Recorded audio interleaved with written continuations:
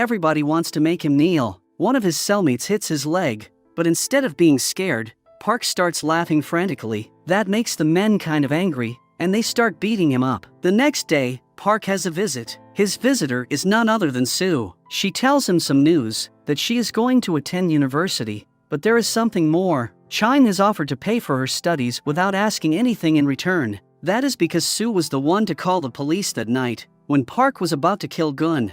3 years later, Park is released from prison. He is dedicated to become better than Chine, whose company leads the snacking and food industry. He is lucky enough to receive an invitation from his old friend Sue. In the city she is living, people celebrate the American Halloween, and that is something Park has to experience. When he gets there, he wanders around the streets until Sue sees him. When the girl reveals her face, it becomes apparent why we said he was lucky to be invited. Sue has changed a lot. After introducing him to some of her friends, Sue and Park sit down to catch up. Both of them have something new to tell each other. On one hand, Sue will start working for the Jenga group after she finishes her studies. On the other hand, Park will start his own restaurant. In a sense, they are going to be competitors. Park clarifies that he has not many career choices, but opening something like a restaurant was also his father's dream. He always wanted to have his own business, so opening a store will be a form of tribute to his father's soul. A few years after that meeting, Sue has started working for the Jenga group.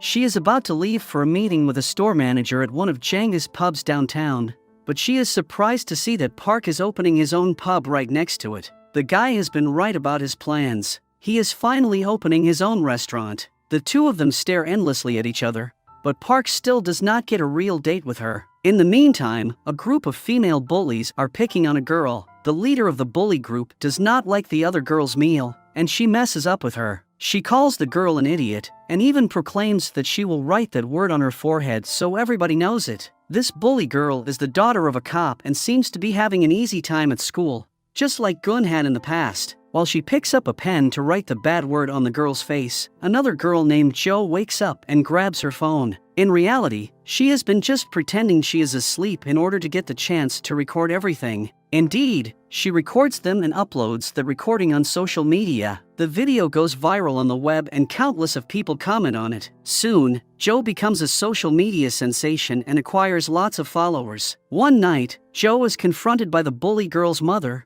who starts threatening her. Like all the egomaniacs out there, she starts asking Jo if she knows who she is. At some point, the woman slaps Jo, but Jo's friend Song has been recording the whole scene. Now, they have the woman on video as well. That infuriates the woman even more. She goes for a second slap, but at that point, Park appears and grabs her hand. After exchanging some more insults, Jo finds an opportunity to slap the woman. She and Song just walk away to grab a taxi, but Park runs after her and tells her what she did was not right. In response, Jo clarifies that she is not one of those people who will respect others just because they are older. Jo is also scolded at school the next day, but she does not care much about it. Later, she meets with Song, and they go for a ride with his bike. On the way, a little kid loses his ball and runs across to grab it. To avoid hitting the boy, Song hits the brake and the bike almost trips over. That causes Jo to fly into the air. Meanwhile, Park has been at that same spot. He is dressed like a teddy bear and hands leaflets to people in order to advertise his pub. He sees a girl flying in the air. He runs to her aid. He grabs her and they fall down. When the girl gets up,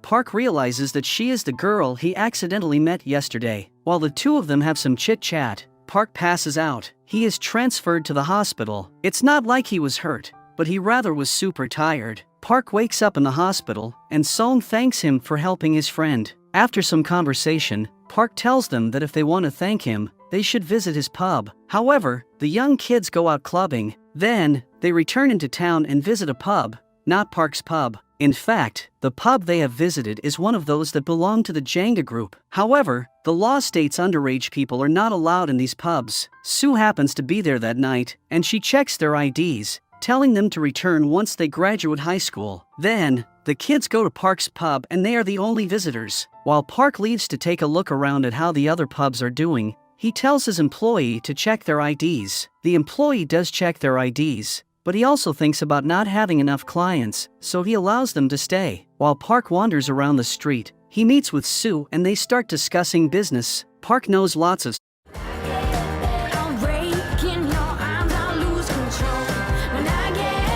stuff. But somehow anything he does is not enough. His pub is not performing well. Once they reach his store, Sue realizes that the kids she kicked out of her pub are now sitting in Park's pub. She understands that Park has no idea those kids are underage. When Park gets in his store, Sue calls the police to snitch on him. What kind of a friend is that? Inside the pub, a friend of Joe's and Song's gets drunk and starts making a scene by insulting Park's employee. He wants to fight, but Park's jump in the middle and pulls him to a spot where the camera can see him. The young man punches him anyway, but then Park's employee jumps in the middle. He is angry and beats the young man up. Park tries to stop him, but the employee stuns him with a judo toss. Then he takes some hot soup and pours it on the young man's leg. The police busts in. They take everybody down to the station. While they try to figure out a solution for that mess, Gun appears out of nowhere to pick up his little brother, Song. The thing is, he had no idea he had a brother until he was called by his father's lawyer. Of course, he acts like he owns the place. He even says that Park is a friend of his, so the policeman has to help him. The policeman will help them gladly, but Park interrupts him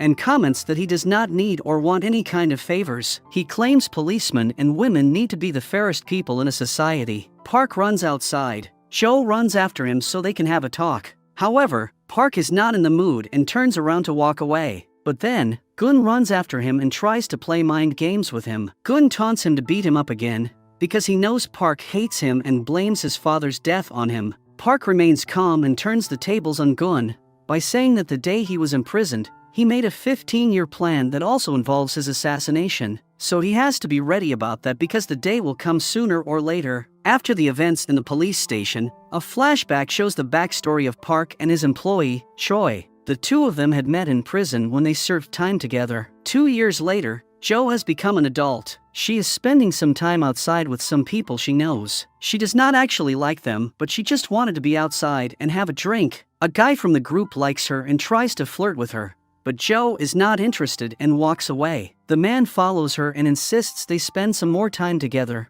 but Joe is not going to change her mind. She takes some money out of her purse and throws it at him, saying he can use that to hire a woman and have some fun tonight. The guy feels insulted. He tries to keep her from leaving, but Joe smacks him on the ground and kicks him. The problem is, the dude runs after her and chases her. Joe bursts into a store, and she goes to the men's toilets. As if it was a miracle, guess who she finds there? Of course, Park. The guy comes after her. The next moments are a bit awkward among them while Park is trying to pee.